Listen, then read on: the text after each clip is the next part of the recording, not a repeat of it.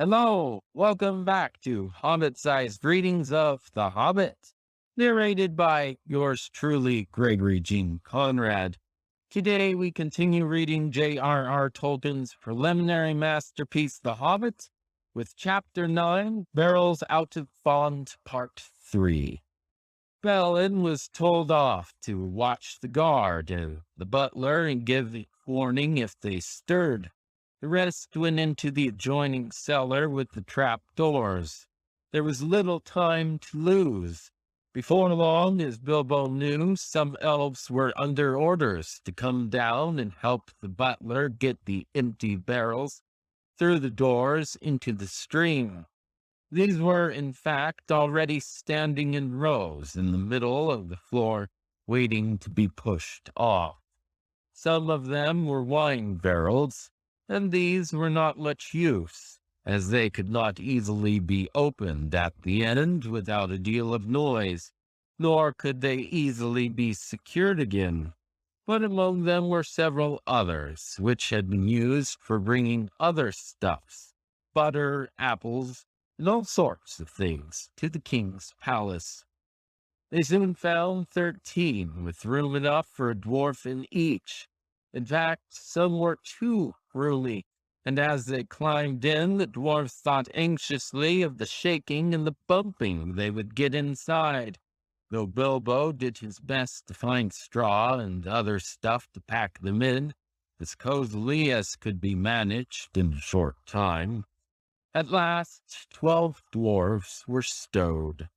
Thorin had given a lot of trouble, and turned and twisted in his tub, and grumbled like a large dog in a small kennel, while Balin, who came last, made a great fuss about his air holes, and said he was stifling, even before his lid was on.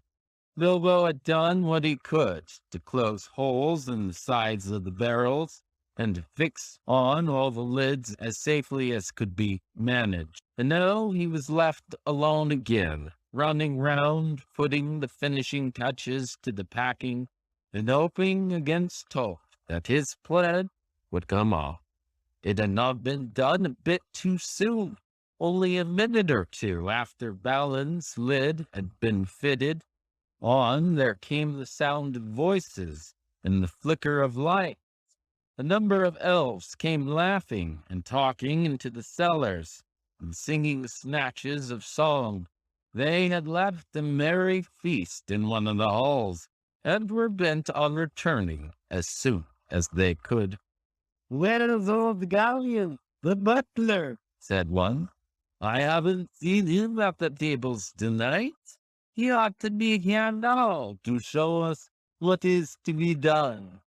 "I shall be angry if the old slow coach is late," said another. "I have no wish to waste time down here while the song is up." "Aha!" came a cry. "Here's the old villain with his head on the jug. He's been having a little feast all to himself, and his friend the captain." Wake him," shouted the others impatiently. Gallion was not at all pleased at being shaken or wakened, and still less at being laughed at. "You're all late," he grumbled. "Here I am, waiting and waiting down here, while you fellows drink and make merry and forget your tasks. Small wonder if I fall asleep from weariness." "Small wonder," said they, "when the explanation stands close at hand in a jug. Come, give us a taste of your sleeping draught before we fall to." "No need to wake the turnkey yonder. He has had his share by the looks of it." Then they drank once round and became mighty merry all of a sudden, but they did not quite lose their wits. "There, Scullion!" cried some. "You began your feasting early, and muddled your wits. You have stacked some full casks here, instead of the empty ones. If there is anything in wait, get on with the work, growled the butler. There is nothing in the feeling of weight in an idle toss but ours. These are the ones to go, and no others. Do as I say. Very well, they answered, rolling barrels to the opening. On your head be it, if the king's low butter tabs and his best wine is pushed into the river for the lake men to feast on for nothing. Roll, roll, roll, roll, rolling down the hole. Heave ho, splash, rolling down the hole. Down they go, down they bump, roll, roll, rolling down the hole.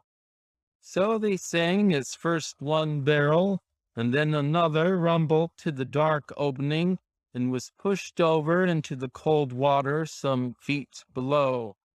Some were barrels really empty.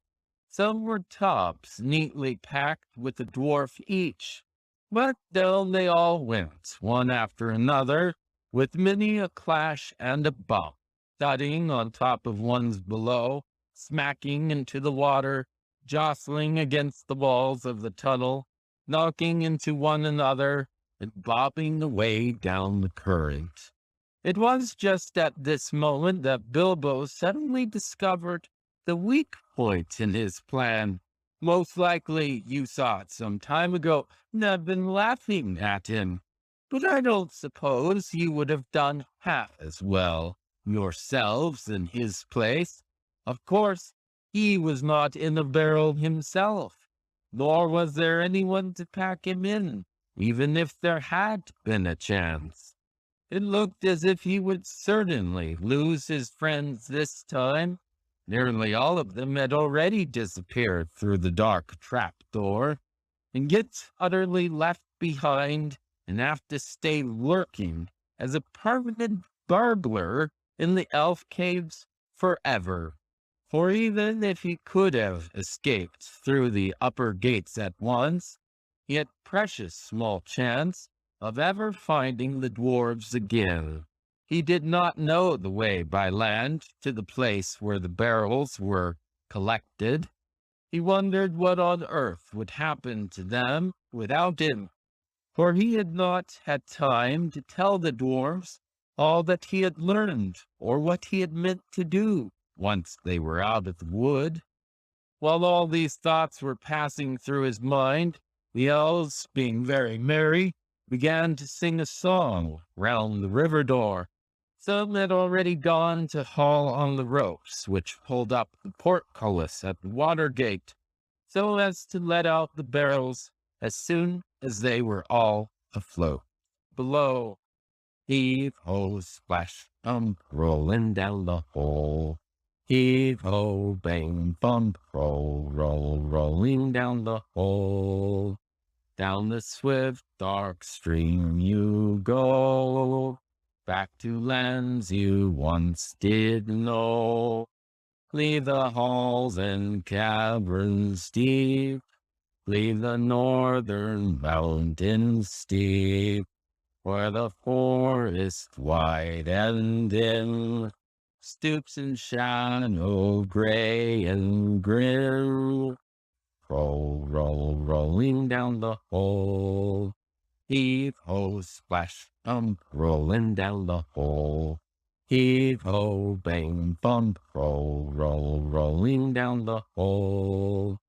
Beyond the world of trees, out into the whispering breeze, past the thrushes, past the reeds, past the marshes, waving reeds. Heave ho, splash, rolling down the hole. Heave ho, bang, bump, roll, roll, rolling down the hole. Through the mist that riseth white, up from there and full at night. Follow, follow, stars that lead up the heavens cold and steep. Heave-ho, splash, rolling down the hole. Heave-ho, bang, bump, rolling down the hole. When dawn comes over land, over rapid, over sand, south away and south away, seek the sunlight and the day. Heave-ho, splash, rolling down the hole. Heave-ho, bang, bump, rolling down the hole. Back to pasture, back to mead, where the kine and oxen feed. Back to gardens on the hills, where the berry swells and fills. Heave-ho, splash, rolling down the hole. Heave-ho, bang, bump, rolling down the hole. Under sunlight, under day, south away and south away. Down the swift dark stream you go, back to lands you once did know. Heave-ho, splash, rolling down the hole. Heave-ho, bang, bump, rolling down the hole. Now the very last barrel was being rolled to the doors. In despair and not knowing what else to do, poor little Bilbo caught hold of it and was pushed over the edge with it. Down into the water he fell, splash, into the cold, dark water with the barrel on top of him. That's it for today. Join us next time as we continue to bring some Tolkienian cheer to your COVID despair with The Hobbit, Chapter 9, Barrels Out of Bond, Part 4. Until then, Halo Nalun Ilais Engelad Gwil Lina. May the leaves of your life tree never wither. See you soon. Hey, it's me again. Haven't done this part before, but I keep being reminded of the importance of it, and that is to ask you to subscribe to this podcast and to share this podcast and to rate it, hopefully highly, but honestly, and let me know if you have any feedback. We're now almost halfway through the book, and we just would like to share it with a much broader swath of the population, because the Tolkienian cheer is not meant to be just tightly held to yourself. It's meant to be shared to all of Middle Earth. Even orcs and Balrogs, they might maybe like it. I don't know. But let's give them that chance. So again, thank you for tuning in. Please subscribe, please share, and please rate.